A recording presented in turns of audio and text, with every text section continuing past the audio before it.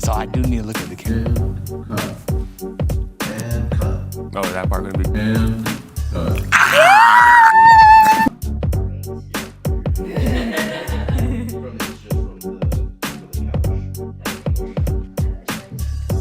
Let's just pause. Okay. So yeah, we'll just pick up from you asking that. Oh, sorry, if you could just like a little pause so that we'll know to cut to it. Oh. Like don't just start immediately. Yeah. You just look at the camera, like how. Okay. This is The Scene in S.T.E.A.M with Jade Frederick. And cut. Hi everyone, I'm Jade. Welcome back to The Scene in S.T.E.A.M, or should I call it Behind the Scene in S.T.E.A.M? Behind the Scenes in S.T.E.A.M. That was good. It was Yeah. Roll with that, yeah. Roll with We it. have Isaiah Goodrich today. Hi Isaiah. Hello. Welcome. Sorry, I was telling you, like, I'm not used to being behind the camera like this, so just, work with me. I'm so excited to have you on this side. Oh, thank you. If it weren't for you, the first season of The Scene in S.T.E.A.M wouldn't exist at all. Because Taylor, who, I think you guys were the same major. Yes, we were. I asked her for help initially in undergrad. I was like, I have this idea. And then she said, I have this friend who can help you. He's really good. And that's how I came to know you, Isaiah. And you literally recorded every episode of the first season, like all 20 episodes.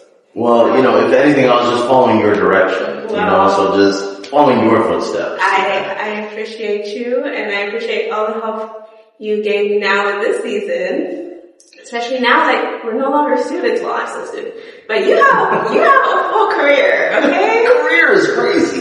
It's a career, yeah. You have a salary, I don't have a salary. Anyway, but I mean, what I know about your journey is so impressive. So could you just tell me a little bit about what your journey has been so far in film and how you kind of got your first job out of college? Yeah. Well, I guess not to go too deep into the annals of Isaiah's history, but so my dad is a pastor. Shout out Pastor Paul Goodrich, and at his churches when he had smaller churches. There was no real media team outside of Isaiah. So that was kind of like my first start of learning how to run a soundboard, just turning on the mics, for people. If, you needed a video played, okay, I can download the video off of YouTube and put it on the screen and stuff like that. And I found a real passion for it of, helping to contribute to the service, in ways that, and I know a lot of older members perhaps wouldn't have initially considered as a real method of ministry. And so that really bloomed and manifested when Dad had moved to Oakwood. And I joined the Oakwood media team there where, I'm sure obviously huge productions Every Sabbath. Because Breath of Life is also based out there. So, you're going to be recording the sermons. You're going to have a lot of musical talent coming through as well. So once again, it was just a really good breeding ground of learning how to handle live productions and what the difference between film and studio cameras and the setups look like, and learning into lighting a live show and stuff like that. And so then, to fast forward, going into university now, also at Oakwood, that was kind of where, I was still doing the church Sabbath thing, but then kind of I would get requests from, friends and family to do hey, can you record Scene in S.T.E.A.M, or, music majors would ask hey, for my final recital, can you put together that program, or doing AY services as well. It for me was just something that I just love doing. And even though it was very much busy almost 24/7, it is kind of that old adage of if you love what you do, you're never going to work a day in your life. And it was very much like that in my college experience. And so coming out to California, God was able to bless, and I had first gotten an internship with Disney. So that was like my first way of like getting my foot into the door, so to speak, of like the more, we'll say secular, aspect of entertainment, as opposed to just like, your Adventist, Hope Channel or 3ABN kind of stuff. Right. So after my internship at Disney, I was offered a full-time position as a studio PA with them. And so yeah, after graduation, it was packing up the bags, packing the trunk, and moving out to California, and trying to find my space in this SoCal environment. And yeah, for the past 4 years, I've been living out here. After, Disney, I then am still now working at Stars, and like in the marketing space now. So yeah, I mean, as I'm saying, like that's maybe for someone like a little older, a little more mature. Like I still feel like I just got out of college yesterday, but, I'm very, very grateful for like being able to have had those experiences and, being able to see like how they're manifesting like in my life now as I'm trying to pursue what this adulthood thing is like. Yeah, that's awesome. That's very admirable. And I love that you started in church, because that's where, like your dad was. Yeah. But I feel like when we were growing up, film and like just entertainment in general isn't always seen as like ministry, and I think that's changing now. I think COVID is something that made a change. Absolutely. Because people saw like, we need a way to spread the word in the Lord. And yeah. the way you do that is through technology.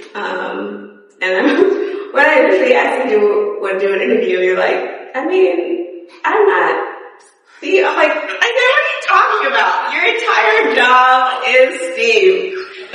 Like, the science behind the camera, the technology of working, the building of, I'm like, what the whole breakdown of how it touches all the aspects. I know, but it's just like, you see like, the medical students and those who are really like, I just worked a 28-hour shift on the emergency ward and, learning about the different blood types and, working on neuroscience. And I'm just like, I shot a couple stuff today, but I do recognize though, I do recognize the impact that this field could have as well. Yeah, there's no just about what you do, but I understand they're two very like different fields. But yeah, what are like some of like the more complicated things that you've had to learn in terms of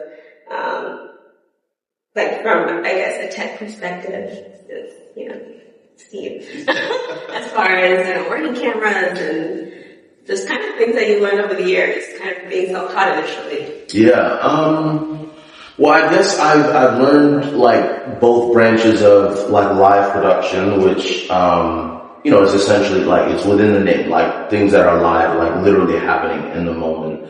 And then more like film or recorded, things. So, with live production, in a lot of ways, like being at Oakwood especially gave me so many like, not just like hard skills, that I'm using, but also like soft skills as well, of like learning like what the managerial perspective looks like. When you get like a request for like, okay, I'm trying to record this event. Like, it's not just, okay, well, I know I need like 3 cameras or, 4 cameras for these shots, but it's like, okay, I know I need 4 camera people. I know I need someone to like run the sound for me. I know I need another 2 people to be like the boots on the ground on the stage as well. So just like already getting into like project management of, how many people on the project do I need? What's the budget looking like?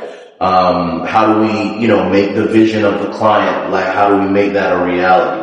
What are the limitations of the spaces, available, and what are like some compromises that we can make as opposed to what are just, hard things that we unfortunately can't do, And then I guess, to adhere more to the spirit of your question as far as technical wise, I think for film it was just a level of intentionality that goes behind really like every shot that you see on a TV show or movie set. Like the number of crew behind the scenes, how it's like, it can be sometimes 2 or 3 people like just operating the camera alone. Like all of those things, I guess, just have really opened my perspective, within entertainment. Yeah. That's so much to think about. And I don't think, when you're sitting in a movie theater, you're not always thinking about, sometimes I think about it because I think, film and things are cool. But I don't think we're always thinking, like, we're very into, like, what's happening on screen. We're not always thinking about, like, oh, they have done this fighting. And just as a Christian in the film industry, you talked a little bit about it before, and, like, Disney was kind of your first segue into the secular entertainment space. But what has it kind of been being a Christian in the film industry and any compromise you've had to make? Because I know sometimes Christian parents are very concerned about those things. No, I was just about to say, it's kind of a loaded question. And part of it is like, and I'm appreciative nowadays, not to, get too theological, but I do think that nowadays there is a recognition of perhaps some of the tenets that we'll say Adventist conservatism has held in the past is being like reevaluated now. One of those being like, I don't know if you've heard of it, but like, your angel leaves you at the door when you go to the theater, and then, you meet him out again. Mm-hmm. Yeah, so, even just stuff like that of, demonizing that space as if it's somehow more wrong to watch a movie in the theater as opposed to you watching that same movie at home, That being said though, the aspects of like where my Christianity is perhaps rubbed against my job hasn't really even necessarily been in the job necessarily, but more like just my everyday life of adulthood. Like obviously, it's just my experience, but of like, finding where my compromise places are, or places where I'm like, okay, I'm not doing that. Like, going, if the team is going out for drinks, like, am I going with them to that? Or, if we're screening like, some kind of horror, like The Conjuring or whatever. Now granted, I'm not a horror fan to begin with, but like, if for some people like anything dealing with like the occult or that kind of like demonic spirituality, like if that is their heart, no. Like being able to stand in that and say no. Right. So I guess the biggest thing has just been like learning what my faith is, to me and I guess trying to define it not necessarily by rhetoric that we've just been repeating within the church, but finding like true biblical like this is what the Bible says and this is how I'm taking that and applying it to how I'm trying to live my life. Yeah. Hopefully that makes sense. Yeah. And what I hear you say is like knowing yourself and knowing your boundaries. Yeah. And still being able to do your work. Exactly. Yeah. Exactly. Any last bits of advice you would give to a student trying to go down your path, pursuing your path, but maybe are facing some resistance from those around them? Well, we're in a new day and age now, so I do think like a lot of parents and even older individuals are recognizing that, the entertainment space is more visibly lucrative than perhaps it was back in the day. But also like, it has to be something that you're genuinely passionate about. And what one of my choir directors, like he defined a passion was something that you do even when you don't feel like doing it. As opposed to a hobby is just something that you do only when you like want to.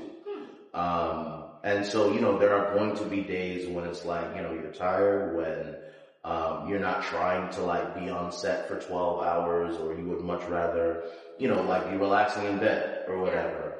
But because you just have that innate desire, to do it. And then, don't knock whatever space you're in.